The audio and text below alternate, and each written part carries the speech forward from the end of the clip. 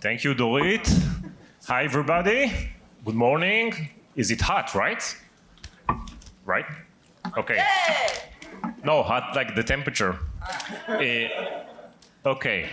We have very good. Hi, guys, everybody. It's great to have you. Okay, so they said we need to talk about a small issue called AI and what's going on from now on. And we have the best experts in town to do that. First, we'll do like a short intro. I will start. So I'm Idan Tendler, venture partner at Vine Partners. It's a VC, used to be SVP in Palo Alto Networks, CEO and co-founder of various startups. That's me, Ofer. Great to be here. Thank you, Dorit, to be here. Thank you for inviting us. Thank you for the whole team. Ofer Ben-Nun was the founder and CEO of Talon, now post-acquisition CTO for SASE in Palo Alto Networks. Great to be here. Hi, Merav, Bahat, nice to be here. Actually, it's exciting. My second, conversations with the Ofer on the stage, so great to be with all of you. I started Dazz about 4.5 years back. I was the CEO and co-founder. We sold to Wiz about a year ago, now completed the integration and the product is G8. Before that, I was general manager cloud security at Microsoft and took the company from zero to $2.5 billion in our business. Great to be here. Hi, I'm Gershoni. I've been a CISO for 15 years, so a little bit of a different background, still carrying the bruises, the CISO bruises, all over the body. And about 3 months ago, I decided to shift sides, move to the gray zone of cyber, lead a business, and join PwC to lead their cyber business in Israel. Cool. So we have CISOs, we have co-founders and big companies. First of all, Merav, I have to ask, Dazz was acquired by Wiz, and we read in the newspapers that, I don't know if you read it, but probably Wiz is being acquired by Google. Is it true? So we all read the papers. I think it's a process. I cannot really comment much about it, but a lot of regulations. It's a huge deal, and like Google is a big company, so hopefully it will sign and close shortly. I love it when we see CEOs becoming politicians, right? So they cannot comment. Okay, Ofer, you're next with a tough question, but Merav, what do you see? I mean, you see lots of areas in cybersecurity these days. What do you think is the key trends in cybersecurity today? Okay, yeah, great. Actually, I mean, in the last few months, I guess all of us, I became like a angel investor as well. So I see companies and I help them, and that's really exciting to be on the side of the help. I think we're in an incredible time. I think it's very, very unique time. I haven't seen that, and I've been to the cloud transformation, which is a huge transformation in the industry for that, it's taking 20 years already, and still I think we're at the edge of it, and there's still a lot of innovation to do around cloud. We see Wiz, in the growth, but again, there are another, a lot of untapped areas there. The second, and I'm sure all of us are seeing it really clearly, is the AI. It's really kind of it's a huge transformation to the industry. I think it's changing everything about all of the concepts that we have. I think that there are generations. Is it bigger than the cloud? It's bigger, faster, more aggressive, has tons of risks for the security people. And I'm talking from generations of risks. It starts with users that are working with AI in the organization. How do we protect those users? And then next gen is kind of agentic AI, which we have companies like Mint and others that are starting this revolution. And then I also very close to Irregular. I don't know if you know them, but they are protecting the models themselves, working with the labs, because everything can get wrong. AI are they're almost like humans. They have conspirations. They have almost emotions. They want to be really successful. They want to do everything in their power to be, to achieve the goal, and they're doing bad stuff on the way. And I think it's just the beginning. I don't know if you even, and that's the last sentence on that, but there is the anti-gravity agent from Google that just lately, there was developers that said, they built applications in the cloud with them, and then the agent said, okay, we need to clear the cache, but then actually they kind of deleted everything on the computer. So, and then they apologize, and they're manipulators, and that's crazy nuts. Ofer, first of all, a question about Palo Alto. You could give him the mic. We talked about the acquisition of Wiz. So Palo Alto did huge acquisitions in the last 6 months or so, like CyberArk for probably $25 billion, and now Chronosphere for more than $3 billion. What's going on in Palo Alto? In our days, it was small acquisitions, 200 million, 600 million. What's going on? So first, definitely, it's we are not the crown jewel anymore, right? So for our acquisition, now they became mini-me versus the large ones. But look, I think that the story is that really the market expects Palo to be a one-stop shop, right? So give us everything, full platform. And I think it was key that identity was a gap in the product portfolio, especially now with the era of AI, right? That the number of identities are 10x, obviously, with agents. There is the assumption that every employee will have 10 agents to help expedite the work in the future. And with that, identity is key. CyberArk is the leader for identity globally, and kind of combining the PAM with the anomaly behavior capabilities of Palo, the network, on the SOC. So I think that the match was pretty good. Also kind of bringing top-class identity company with your whole operation makes sense for a lot of the companies. And you talked about network. Network is still the bread and butter of Palo Alto, or is it the old category nobody cares about anymore? No, I think it's both, right? Because from the network you see in the easiest way immediately all identities and all communication in the organization, so you can in one day pretty much profile the whole organization and connect it with identity is classic. Then there is also the other side of, hey, you would like to get to automatic remediation of the cloud, of the employees, of the infrastructure that comes from their autonomous SOC capabilities with Cortex. So the synergy of CyberArk with both the network side and with Cortex side made a lot of sense. In the world of Chronosphere, this is Palo saying, okay, we want to really be full solution for the CISO, but also for the CIO, the full value when you're adapting new technologies, when you're running faster with your AI workloads, is you want to have the full observability of everything that is happening in the organization. If something is about to fail, if something is becoming more expensive, if something is becoming less efficient, that's the world of observability, connecting the observability with the Cortex Agentics, which is, again, the automatic remediation. So you can do automatic remediation for cyber, but also for inefficiencies. So the synergies make sense. This is obviously completely new total addressable market. So pretty interesting. Let's see. Tomer, you said you have bruises from your famous days as CISO. Do you think now the role of CISO is more complicated or less complicated? Now with all the AI, Merav talked about models. CISOs understand what's going on these days?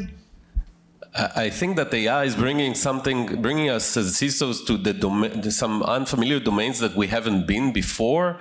Domains like, dealing with data security, data governance, and on the other hand, the models, securing the models, and how do they perform. And those are, the CISOs, as the CISOs who used to, it's a multidisciplinary profession anyhow, dealing with many, many domains. Now we're adding some skill set or professions that are definitely we're not familiar with, and there are no best practices on how to do that. So we see AI evolving, and we see that we are, lagging behind what's going on over there. Now, the business incentive of using AIs for CEOs and business leaders is so strong that they're willing. Apologize. They're willing to take the risk here. So it's our role to try to be one step ahead, try to predict what they will need, what will the business needs will be, and try to be ahead of the curve there. How to do that? It's I'll give you my personal example. I was talking about the bruises. 10 p.m. at night, call from the CEO. That was at the beginning of the Gen AI hype.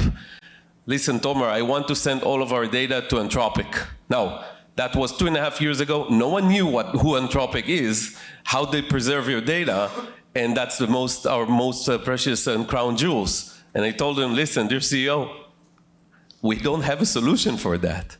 And that's a very uncomfortable position to be at, because as a CISO, you want to be the business enabler, you want to allow the business to run, and the AI is putting us with challenges that we are not yet there in regards to solutions. And it's a complicated problem, not only for cyber, but it's overall. I mean, it's trust, it's safety, it's explainability. It requires us to think out of the box and provide comprehensive solutions to the problem. Do you think, we hear from other areas that are not security that AI will, remove the need of various roles, right? I'm not sure you will have accountants, right? Financial accountants and lawyers, I hope. You won't have it in 10 years. Do you think we won't see security teams in 10 years? Do you think AI will, security teams will disappear because of AI? I was, as a 15-year CISO and someone who has been in the industry for about 25 years, I was always under the assumption that robots cannot replace hackers. They cannot think like hackers. Now, this is starting to be real, right? And we're starting to see that. However, I do think that we need to reinvent the profession. We need to understand the key challenges when it comes into AI and data security and data governance, so we'll stay relevant for the industry. And I will add, Ofer mentioned it, that the CIO will now own much more security than he owned or we are already seeing that in PwC, by the way, that CIOs are more active in regards to the challenge. They do not drop the ball in regards to the risk associated with AI. Merav, you mentioned the startups. In the last week, I think I saw 10,000 startups doing security for AI agents. Do you think there is innovation? There is a place for new innovations in startups in security these days, or it's like we're done? They're always, that's the good thing about security, and we've been all, beneficial of this industry, that there's always room for innovation. Again, even going back, networks. I think AI gives opportunity for disruption for existing markets, that's for sure. You can do way better products in the SIEM, in the SOC, in the network, endpoints, across the board, even in the cloud, right? So that's an opportunity. However, I must say that to me, it's very hard to see, and we've been there, all of us, that whenever there is one startup comes and say, okay, we're doing agentic AI, and again, I'm investing in a couple, in Mint and Irregular, which is not agentic, it's models, but I see now 20 others, and I think that what happens is that they're kind of fighting over the same food, and one or two will be successful, the rest we never hear about them. So I would say, let's expand a little bit, let's be more creative, let's think about innovation, let's think, okay, if 5 companies doing that, let's do something else, right? And there's tons of innovation in AI, I think, for Israel. And again, I know that we're now in the cybersecurity kind of conversation, but I always encourage new teams to go beyond and to start developing this muscle of AI, because we're 8 to 10 years behind the rest of the world, not the rest of the world, the Silicon Valley. And in order for Israel to really play the game, we need to start now and kind of shift some of the great teams to do that. And then there will be room for everybody. I think Israeli innovation is incredible, it will keep, but let's make more room for success. Ofer, if we mentioned Israel, Israel had the toughest probably 2 years ever in our history. And you've seen it all as a CEO, as now a leader in Palo Alto, Fortune, 100 company or something. How the world sees Israel, how the world sees the Israeli cybersecurity market these days? So definitely 2 complicated years. I can tell you that I believe that we are, in some cases, getting the appreciation of the world about our resilience, continuing to innovate in tough times. I think most customers appreciate the fact that that it's always the shocking moment of being on a customer call, and then there is the siren going up, and then say, apologies, I have to go to the sheltered room, I'll come back in 10 minutes. They look at you like saying, what's going on with this country? Like, these people are completely crazy. Although I have to share that a year after the war, I had this Zoom, and again, the siren, and I said, hey, I have to go to the shelter, and the customer tells me, wait a minute. Minutes. No, wait a minute. Is it the Houthis? Because you have more time. So they became, okay. Yeah, so they start to be educated about what's going on here. They can time it for us already. They know where it's coming, researching about it.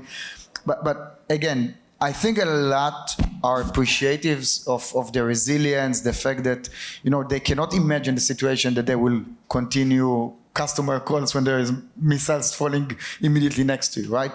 So that's one side. The other point is that not everyone agrees, let's say, with the political stance or the decisions, etc. And I can tell you some customers saying, hey, we're not comfortable buying from you at that point. So it goes both ways. Some, I think, are give us a lot of appreciation about what we do. Some are a little bit connecting that also sometimes to the political situation, which is obviously not great. But overall, I think that the good energy, VC community is investing now in Israel. I feel that a lot of stabilization has happened in the last couple of months. So I feel now much, much better than I felt about 6 months ago, specifically on Palo Alto networks. I think at day one, the leadership took a brave decision to say, we bet on Israel. We believe in Israel. We believe in the resilience. And I believe that in times that a lot of the multinationals froze hiring, Palo doubled down and even tripled down in terms of the amount of headcounts. I think we've hired probably 300, 400 people only in the last 12 months in Israel. So I think that was always a token of trust in Israel. So pretty excited to be part of the leadership when you see that belief from the leadership. Yeah, and I would say that we understand that cybersecurity is big in our economy. We don't understand, and sometimes we forget that the cybersecurity industry in Israel is a strategic asset to the defense of Israel and also to the economy and to the relationship between Israel and other countries. It's part of the foreign policy of Israel, if you'd like. So, last question, 2026, we'll start with you, Tomer. What, in one sentence, 2026 in cybersecurity, what is going to be about? Agentic AI. So not from the CISO perspective, you'll once, in one day, your organization scale with about thousands to tens of thousands of new employees that are joining. Ofer talked about it from the identity perspective, talking about it overall. We need to see how we are protecting that, how we are prepared for that scale of growth. So I would say definitely AI, agentic AI is definitely on the, it's definitely the year. But I already see, crazy stuff like robotics. I mean, robotic is kind of the next bet of the industry. And it's like Terminator 1, 2, 3, whatever, you go see the movie. We're already investing in some companies like that. And I think that security for that is something that I would consider. I would say pick a random Gartner category, AI-based 2.0. That will be... What would be the first category? Every single one of them I'm seeing now a company starting. Every single one of the categories. And I would say that I think 2026 is going to be about scale. It's usually I'm not talking about Wiz because it's an anomaly, but usually cybersecurity company, we know, we're raising money, we're doing the 5 million ARR, we're raising another round, we're, bringing all the R&D and sales, and it takes 2-3 years, and it's becoming a unicorn and so on. I think we will see companies evolving in Israel much faster, much, much faster with lower headcount. We've seen it in other categories that are not cybersecurity. We're going to see different type of cybersecurity companies evolving from Israel, and I hope we're going to have more Wiz and more Palo Alto coming from Israel, because this is the future of our economy and of this country. So thank you for this panel. Thank you. Thank you.